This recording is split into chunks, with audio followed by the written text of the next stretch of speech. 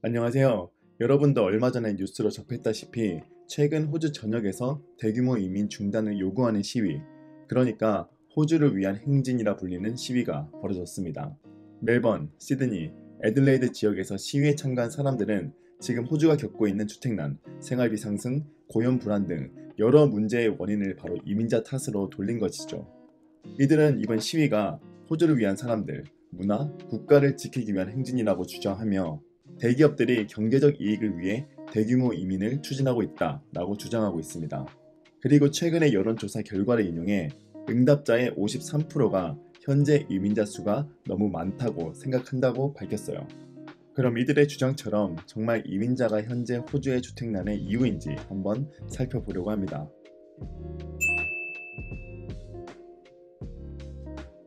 먼저 전체적인 인구 성장률부터 보겠습니다.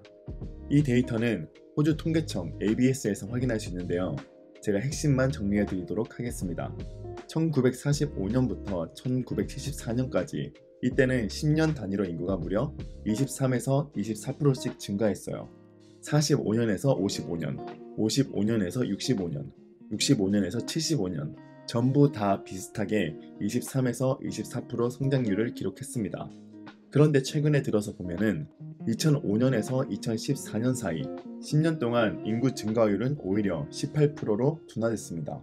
그리고 2015년에서 2025년 지금 우리가 살고 있는 이 시기에는 인구 증가율이 또 줄어서 약 16%밖에 되지 않아요.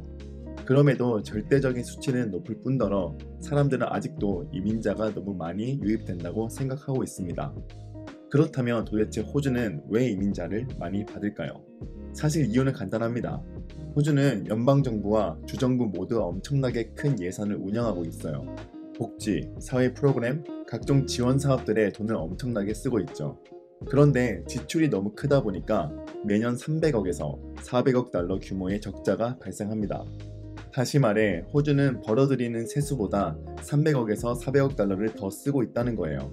이 차액을 메우려면 결국 돈을 더 빌려야 하는데 이렇게 되면 결국은 국가 부채가 점점 쌓여만 갑니다. 지금 호주의 연방정부 부채는 무려 1조 달러 수준에 달해 있어요. 주정부 부채까지 포함해 앞으로 2조 달러까지 늘어날 수 있다는 전망도 있습니다. 게다가 생산성도 꾸준히 하락하고 고령화가 빠르게 진행되는 것도 큰 문제예요. 여기에 더해 숙련된 인력이 부족하다 보니 지금의 생활 수준을 유지하려면 사실상 이민이 꼭 필요하다는 겁니다. 다들 아시다시피 1차 세계대전, 2차 세계대전 이후 호주는 본격적으로 대규모 이민 정책을 펼쳤어요. 그 덕분에 지금처럼 문화적으로 다양한 사회가 만들어졌고 다양한 분야에서 전문 인력을 받아들이면서 경제도 크게 성장할 수 있었던 겁니다. 즉 이민은 단순히 인구만 늘리는 게 아니라 우리가 부족한 부분을 채워주면서 나라 전체를 유지하고 성장시켜온 중요한 축이었어요. 현실적으로 따져보면 이민 없이는 지금 이 나라가 짊어지고 있는 연방정부와 주정부의 막대한 재정을 감당할 수가 없습니다. 이민자가 세금을 내고 노동시장에 기여해야 그 세수 기반으로 나라가 굴러가는 구조인 거죠. 그런데 일부에서는 이민을 아예 멈추면 오히려 더 잘 살 수 있다라는 식의 생각도 하고 있는데 이건 완전히 잘못된 생각으로 보여져요. 과연 이민을 멈추면 무슨 일이 벌어질까요?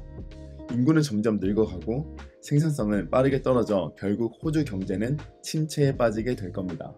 그렇게 되면 지금 우리가 누리고 있는 생활 수준은 급격하게 무너질 수밖에 없어요. 그래서 결론은 호주에는 이민이 반드시 필요하다는 겁니다. 사람도 필요하고 이들의 기술도 필요하고 세금을 내는 기반도 필요하다는 거죠. 그러면 우리가 계속 집값 상승의 이유를 이민자 탓으로 돌리고 있는데 과연 진짜로 이민자들 때문에 지금 집값이 크게 오르고 있는 것일까요? 먼저 우리가 되물어야 할 포인트는 인구 증가 속도는 오히려 과거보다 느려졌는데 그렇다면 왜 지금 우리는 집값 폭등, 주택 위기, 그리고 주거 불안을 겪고 있는 것일까요? 과거처럼 빠르게 인구가 늘던 시기에는 이런 위기가 없었는데 말이죠. 사실 호주 집값이 이렇게 끝없이 오르는 데는 공급이 수요를 따라가지 못하는 이유가 있습니다. 현재 늘어나는 인구만큼 충분한 주택을 짓지 못했기 때문이에요. 특히 코로나 이후에 이민자 유입이 급격히 늘어나면서 지급 공급 문제가 적나라하게 드러났습니다. 그럼 왜 공급이 부족한 걸까요? 첫 번째는 건설 산업 붕괴입니다. 지금 호주의 주택 건설 승인 건수가 무려 10년 만에 최저 수준이에요. 게다가 많은 건설사들이 실제로 파산하고 있고요. 건축 비용은 2019년 이후로 무려 40% 가까이 상승했습니다. 건축 자재 가격 상승도 문제지만 아직 인력 부족도 심각한 상황이에요. 이렇게 되니까 새 집이 지어질 수가 없는 거죠. 두 번째는 인허가 병목 현상입니다. 먼저 지방자치단체와 주정부의 주택개발 인허가 승인 절차가 너무 복잡하고 지나치게 오래 걸린다는 문제가 있어요. 그리고 큰 프로젝트들은 보통 2년에서 5년까지도 지연되는데요. 이게 얼마나 큰 문제냐면 막상 승인이 날 때쯤 되면 이미 수요는 훨씬 앞질러 가 있어요. 그러니까 늘 공급은 뒤처질 수밖에 없는 구조인 거죠. 여기에다 지역 주민들의 반대, 이른바 님미 현상까지 겹치면서 새로운 주택 공급이 더딘 거죠. 님미라는 건 내 집 근처에는 안 돼 라는 의미인데 지역 주민들이 본인 지역의 신규 주택이나 아파트를 개발하는 것을 심하게 반대해서 공급이 막히는 현상을 말합니다. 세 번째로는 세금 폭탄입니다. 정부가 부과하는 세금, 각종 수수료, 부담금이 점점 늘어나면서 지금은 새집 가격의 40% 이상이 세금과 각종 비용으로 들어갑니다. 내가 집을 살 때 40%까지는 안 낸 것 같은데 라고 하실 수도 있습니다. 하지만 우리가 집을 살 때 내는 세금은 단순히 스탬 듀티, 인지세만 있는 게 아니에요. 특히 새 집을 살 때는 그 집 가격 안에 이미 엄청난 세금과 각종 부담금이 포함되어 있습니다. GST가 10% 붙고요. 개발 기여금이라고 이건 도로, 학교, 상하수도 같은 인프라를 확충하기 위해 건설사에게 부과가 되는데 결국 이게 소비자인 우리가 부담하게 됩니다. 또한 각종 인허가 비용, 로컬 가버먼트 수수료도 다 주택 가격 안에 들어가 있고요. 뿐만 아니라 환경 부담금, 저소득층 주택 기여금 같은 각종 부가금까지 붙습니다. 쉽게 말해 집을 짓기도 전에 구매자가 정부가 매긴 세금의 몫까지 다 떠안고 집을 사는 셈이에요. 마지막 네 번째로는 생산성 하락입니다. 이 부분은 잘 언급되진 않지만 굉장히 중요한 문제예요.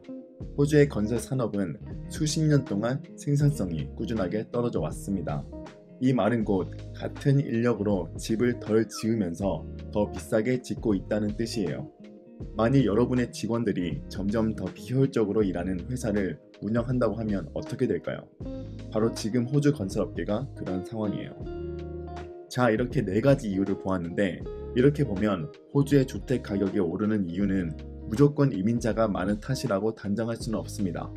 물론 너무 많은 이민자가 지속적으로 몰려온다면 문제가 되긴 하겠지만 그동안 이민자들 때문에 건설을 못한 것도 아니고 이들 때문에 복잡한 규제를 만든 것도 아니에요. 즉 진짜 원인은 그동안 정부의 정책이 사람들의 필요보다는 그들의 이익 중심으로 짜여왔고 그것이 시스템화가 되었기 때문입니다. 꼭 이민자가 많아져서가 아니라 이들을 국가의 경제를 위한 정책적 선택으로 받아들여서 이득을 봤음에도 불구하고 이민자 유입을 위한 주택 공급 대책은 계속 뒤로 미루거나 나몰라라 식으로 관가했기 때문인 거죠.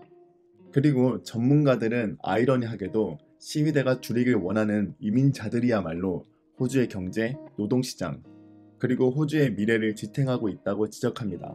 그렇게 정부가 집값을 잡기 위해서는 불필요한 규제와 세금을 줄이고 건설 산업의 생산성을 높이고 인허가 과정을 간소화한다면 지금보다 훨씬 더 많은 주택을 공급할 수 있을 것으로 보입니다. 그렇게 되면 모든 호주인들이 감당할 수 있는 집을 가질 수가 있어요. 결국 오늘 말씀드리고자 하는 결론은 바로 이민자를 탓한다고 집값이 내려가는 게 아닙니다. 그리고 이민자를 원망한다고 세금이 줄어드는 것도 아니고 규제가 사라지는 것도 아닙니다. 지금 현존하는 제도와 시스템에 문제가 분명히 있다는 것입니다. 그렇게 여러분들은 절대로 언론이나 SNS 속 가짜 전문가들이 퍼뜨리는 이민자가 문제다 라는 잘못된 프레임에 빠지지 않길 바랍니다. 오늘 내용도 도움이 되셨다면 좋아요와 구독 꼭 부탁드리고요. 오늘 영상도 시청해주셔서 진심으로 감사드립니다.